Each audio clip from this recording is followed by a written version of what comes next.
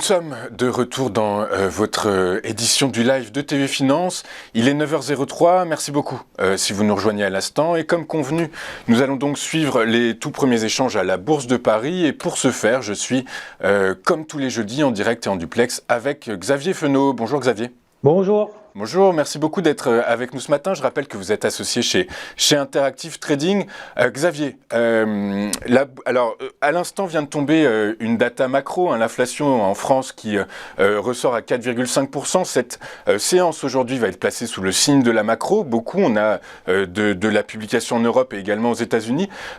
Comment ça peut influer sur l'indice parisien? Première question, Xavier. Et deuxième question, est-ce que vous pensez que dans cet environnement, les indices, et notamment le parisien, celui qui nous intéresse aujourd'hui, pourraient retrouver les sommets qui étaient les siens avant le conflit en Ukraine? Alors, concernant les chiffres macroéconomiques, vous l'avez dit, il y a quelques chiffres ici et là. Je ne pense pas que le marché soit vraiment focalisé là-dessus. Le marché sait qu'il y a de l'inflation, vous venez de le dire. Il y aura également, surtout cet après-midi à 14h30, un indice que la Réserve fédérale américaine regarde particulièrement, la dépense notamment des consommateurs, pour évaluer un petit peu si elle est plutôt en hausse ou pas, et en fonction de ça, elle ajustera ou non sa politique monétaire, même si on le sait maintenant que Jérôme Powell n'est pas en mode je resserre les boulons n'importe comment et trop rapidement, pour pas non plus brusquer les marchés, mais surtout parce qu'il n'est pas forcément sûr que l'inflation va rester comme ça aussi haute. On aura surtout demain le NFP, l'emploi privé, donc l'emploi hors secteur agricole aux États-Unis. C'est le chiffre macro que toute la communauté financière regarde, même si, vous posez la question, je pense que c'est plutôt en second plan par rapport à ce qui se passe en Ukraine. Vous l'avez dit aussi, effectivement, ce conflit plutôt Russie-Ukraine qui anime les marchés, en bien ou en mal. En fait, vous l'avez même dit d'ailleurs tout à l'heure, concernant le pétrole. Le pétrole était particulièrement en hausse hier, aujourd'hui il est particulièrement en baisse. En gros, c'est exactement ce qui se passe sur tous les marchés, que ce soit sur les matières premières, que ce soit sur les indices, que ce soit sur les actions, etc. Ou même sur les cryptos d'ailleurs moins. Mais le marché est très émotif parce qu'en fait, on n'a pas de visibilité. Donc en fait, on a un brouillard devant nous, on ne voit pas un mètre. Et on ne sait pas, est-ce que c'est bien, c'est pas bien, on doit changer de fusil d'épaule toutes les 5 minutes, mais quasiment. Et hier, tout allait bien sur le CAC, avant-hier, pardon, on a fini à plus 3. Finalement, on finit hier, on est plutôt autour de moins 1. Aujourd'hui, on ouvre, là, on est à plus 0,23, donc on ne sait pas vraiment sur quel pied danser, parce que c'est un peu ça qui drive l'actualité, notre quotidien entre guillemets. Je parle vraiment que des marchés là, et on le voit très bien sur les marchés, parce que le pétrole, on vous l'avait dit, est en train de chuter. Là, il perd 3-4%. C'était pas forcément le cas il y a quelques jours. Alors c'est lié à une news, bien évidemment, macro. C'est les États-Unis qui vont, on va avoir du pétrole à plus quoi savoir quoi en faire. On a 180 millions, je crois, ils ont annoncé de barils supplémentaires. Moi, je vois le Nikkei également. La Banque centrale a dit on va continuer à injecter, soutenir l'économie, soutenir le marché actions, etc. Le Nikkei, depuis, il a perdu 1000 points.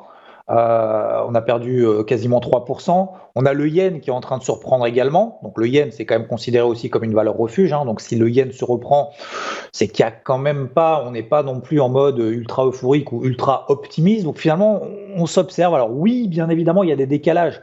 Moi, je trouve, encore une fois, je l'ai dit jeudi dernier, même si on a pris depuis, on était à 6650, 6700, même la semaine dernière, on avait une zone de résistance sur les 6650 sur le CAC. Effectivement, on l'a passé, on a eu une bonne nouvelle. Finalement, la bonne nouvelle, est-ce que c'en est vraiment une ou pas? A priori, personne n'est sûr. Donc, le marché est encore très réticent. Cet après-midi, on peut être très bien, demain, on peut être très bien à -2 qu'à +2. En fait, on n'en sait rien. Et c'est aussi la raison pour laquelle le marché est émotif, c'est au-delà de cette visibilité, c'est qu'en fait, personne ne prend d'initiative. Ou alors, faut être le premier à dégainer. Si on n'est pas le premier à dégainer, c'est exactement ce qui se passe sur le marché, c'est que sur le CAC, on passe de 6650 à 6008, puis après à 6008, il se passe plus rien. Et puis pendant 2 jours, on est à 6750, puis peut-être que cet après-midi, on sera à 6007 ou 6650. Donc c'est un peu compliqué effectivement dans ce marché-là, et même d'ailleurs sur le marché des actions, parce que encore une fois, les indices sont composés d'actions. On regarde par exemple Walmart, qui est quasiment sur des records historiques, Carrefour qui se reprend bien, alors elle est très loin de ses records historiques, mais qui a pris 20% quand même en 3 semaines. À l'inverse, on a par exemple Faurecia qui est au trou, équipementier automobile. On a Société Générale hier qui perd 4%. Donc en fait, on a des marchés, pas dire opposés, mais ils partent un petit peu dans tous les sens à n'importe quel moment. Donc je trouve encore une fois, et comme je le disais la semaine dernière, Prudent dans le sens, je suis plus prudent dans le sens où pour moi, c'est pas le timing d'intervention, c'est pas dans ce marché-là qu'on fait de l'argent, c'est pas dans ce marché-là qu'on fait de la performance, c'est pas dans ce type de marché-là qu'on doit faire la différence et qu'on doit faire son année. Donc c'est pour ça que je me mets un petit peu en retrait, que ce soit sur les indices ailleurs. Après, il y a toujours des choses à faire. Encore une fois, sur le pétrole, moi j'estime sur repli sur les 100 dollars, il y a des choses à faire. Sur l'euro-dollar, moi je reste à l'achat sur les 1,09, 1,10 parce que c'est une grosse zone mensuelle qui avait été testée depuis 2014 et ce à 5 reprises depuis 2014. Donc c'est des gros niveaux. J'opère en fait uniquement d'un point de vue technique. Donc le but pour moi dans ce type de marché, c'est c'est de faire le moins de bêtises possible. Donc pour le moment, sur le CAC, voilà, j'ai ces zones après 6650. Effectivement, tant qu'on reste là au-dessus, ça reste plutôt positif. Et en même temps, on voit qu'il n'y a pas de jus, il n'y a pas de nouvelles positives. Est-ce que cet après-midi, si on a des chiffres d'inflation aux États-Unis qui sont l'inflation qui est moins forte que prévu, probablement ça tirerait plutôt les marchés vers le haut, a priori. Si on a un FP demain qui est moins bon que prévu, ça pourrait aussi tirer le marché vers le haut parce que ça voudrait dire que la politique monétaire de la Réserve fédérale américaine ne va pas resserrer les boulons. Donc on essaye comme ça de danser au gré un peu des news à droite et à gauche. Il faut faire attention aussi, je pense que surtout, donc pour éviter de faire des bêtises, il faut éviter de faire la girouette toutes les 5 minutes à se dire ça y est, on casse un tel niveau, donc on va là. Ou on passe en dessous de tel niveau, on va là. Je pense que voilà, on n'est pas dans un marché technique, on est dans un marché émotif.